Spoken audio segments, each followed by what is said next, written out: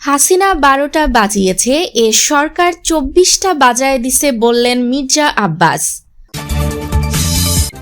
BNP যাতে ক্ষমতায় না যেতে পারে এজন্য পিয়ার সিস্টেমে নির্বাচন চায়, ক্ষিপ্ত হয়ে যা বললেন মেজর হাফিজ।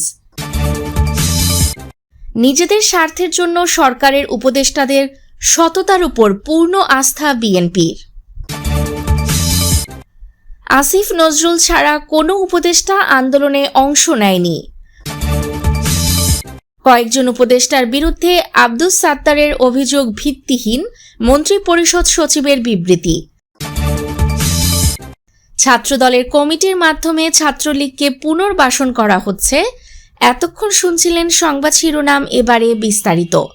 তবে তার আগে অনুরোধ থাকবে আমাদের চ্যানেলটি সাবস্ক্রাইব করে আমাদের সাথেই থাকুন।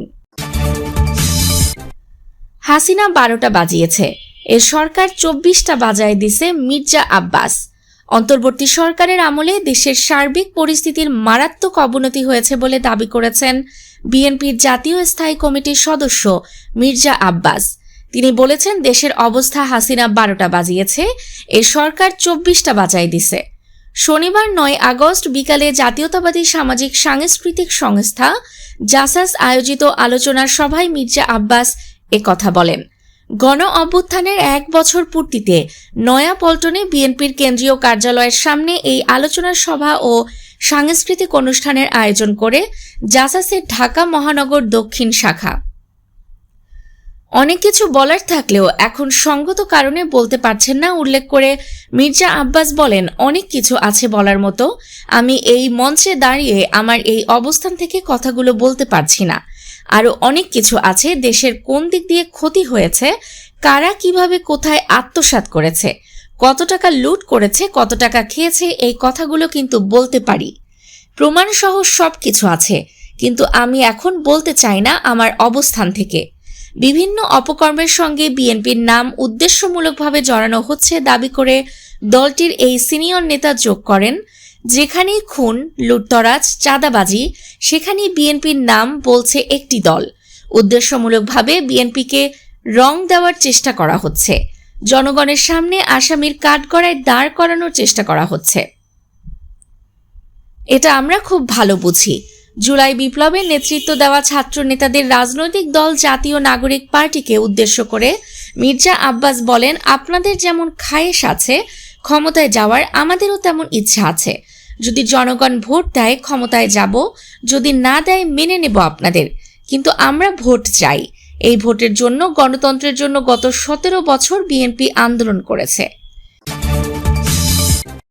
বিএনপির স্থায়ী কমিটির সদস্য মেজর অবসর হাফিজ উদ্দিন আহমদ বলেছেন, এদেশের মানুষের ভোট দেওয়া একেবারে ভুলেই গেছে। অনেকে বলে পিয়ার সিস্টেমে নির্বাচন, অর্থাৎ সংখ্যানুপাতিক নির্বাচন।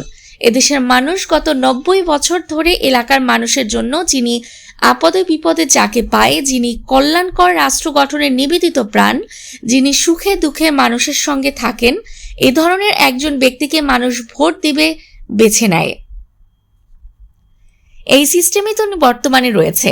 বিএনপি যারা করে তারা তো এই সিস্টেমই চায়। পিয়ার সিস্টেমে নির্বাচন দাবি করা দলগুলোর উদ্দেশ্য করে তিনি বলেন, তারা মনে করে যে আগামী দিনে আমরা তো ক্ষমতায় যেতে পারবো না, বিএনপি ক্ষমতায় যাবে, সুতরাং বিএনপি যাতে ক্ষমতায় না যেতে পারে এবং তারা যাতে ক্ষমতার ছিটে ফোঁটা পেতে পারে, এজন্য পিয়ার সিস্টেমে নির্বাচন চায়। শনিবার 9 আগস্ট বেলা 11টায় খুলনা প্রেস ক্লাবের ব্যাংকোয়েট হলে জাতীয়তাবাদী মুক্তিযোদ্ধা হল খুলনা মহানগর ও জেলা শাখার উদ্যোগে 71-এর মহান মুক্তিযুদ্ধ ও গণতন্ত্র প্রতিষ্ঠায় শহীদ জিয়া শীর্ষক আলোচনা সভায় প্রধান অতিথির বক্তব্যে তিনি এসব কথা বলেন।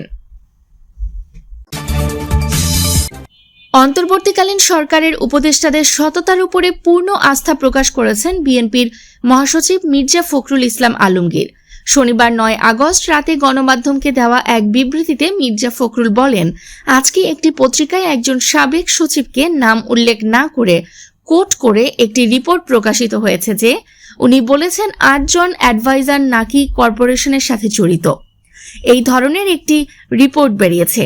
তিনি আরো বলেন, আমি বলতে চাই হুইচ ইজ নট আওয়ার্স, এটার সাথে আমাদের কোনো সম্পর্ক নেই।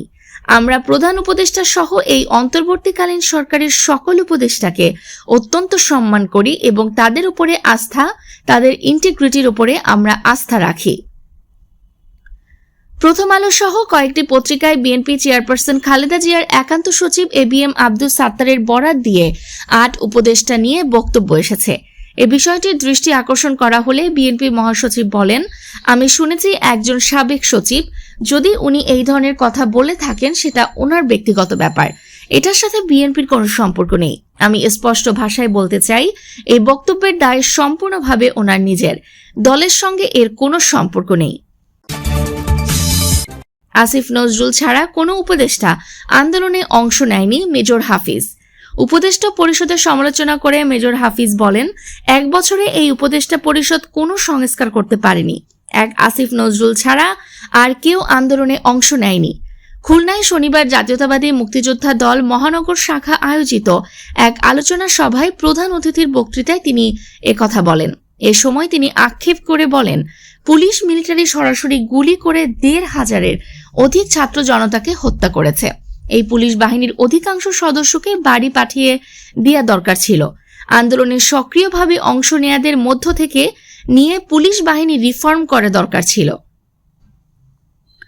সেনাবাহিনীর ভূমিকায় দুঃখ প্রকাশ করে মেজর হাফিজ বলেন, মহান মুক্তিযুদ্ধের মধ্য দিয়ে এই বাহিনী আমরা গঠন করেছিলাম, কিন্তু হাসিনার পতনের সময় পলায়নরত মসজিদের খতিব, প্রধান বিচারপতি, পুলিশ অফিসার সহ অন্যান্য দুর্নীতিগ্রস্তদেরকে তারা আশ্রয় দিয়েছিল। হাসিনার শাসন প্রলম্বিত করে তারা অনেক অন্যায় সুবিধা পেয়েছে। কয়েকজন উপদেষ্টার বিরুদ্ধে আব্দুস সাত্তারের অভিযোগ ভিত্তিহীন, মন্ত্রী পরিষদ সচিবের বিবৃতি। সম্প্রতি সংবাদপত্রে প্রকাশিত কিছু প্রতিবেদনে সাবেক এক সরকারি কর্মকর্তার কয়েকজন উপদেষ্টার বিরুদ্ধে উত্থাপন করা অভিযোগ ভিত্তিহীন বলে জানিয়েছে মন্ত্রী পরিষদ বিভাগ। শনিবার 9 আগস্ট মন্ত্রী পরিষদ সচিব ডক্টর শেখ আব্দুর রশিদের সই করা এক বিবৃতিতে এমনটা জানানো হয়েছে। এতে বলা হয়, সম্প্রতি সংবাদপত্রে প্রকাশিত কিছু প্রতিবেদন অন্তর্বর্তী সরকারের নজরে এসেছে। সেখানে সাবেক সরকারি কর্মকর্তা ABM আব্দুস সাত্তার নাম উল্লেখ না করে কয়েকজন উপদেষ্টার বিরুদ্ধে ভিত্তিহীন অভিযোগ উত্থাপন করেছেন। আমরা এই অভিযোগগুলো দৃঢ়ভাবে প্রত্যাখ্যান করছি। প্রমাণ উপস্থাপন বা ব্যক্তিদের শনাক্ত না করে ঢালাওভাবে অভিযোগ করা দায়িত্বজ্ঞানহীন এবং জন আস্থার জন্য ক্ষতিকর।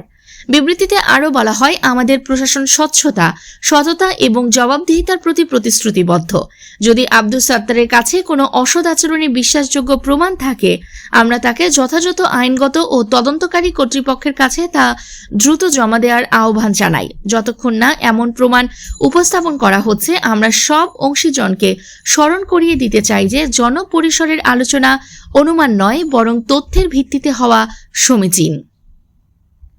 প্রিয় দর্শক, ভিডিওটি ভালো লাগলে অবশ্যই ভিডিওটিতে একটি লাইক করবেন এবং আপনার মূল্যবান কথা কমেন্ট বক্সে লিখে আমাদেরকে জানিয়ে দিবেন।